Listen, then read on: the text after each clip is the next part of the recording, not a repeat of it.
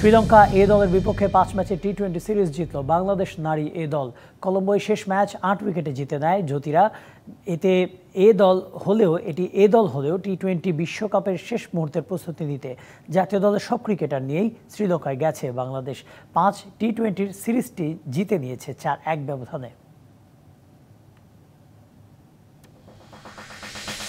AFC অনূর্ধ্ব-20 চ্যাম্পিয়নশিপের বাছাই পর্ব সামনে রেখে ভিয়েতনামের প্রথম অনুশীলন করল যুব ফুটবল দল।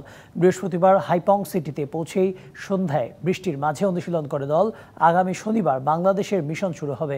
গ্রুপ এতে মারুফুল হকের শিষ্যদের প্রতিপক্ষ স্বাগতিক ভিয়েতনাম, সিরিয়া, ভুটান ও গুয়াম অনূর্ধ্ব-20 দল।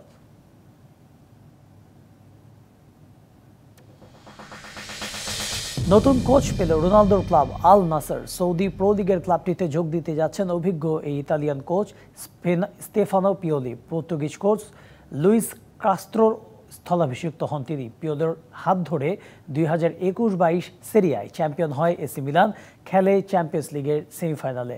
গত মৌসুম শেষে মিলানের দায়িত্ব ছাড়েন পিওলি।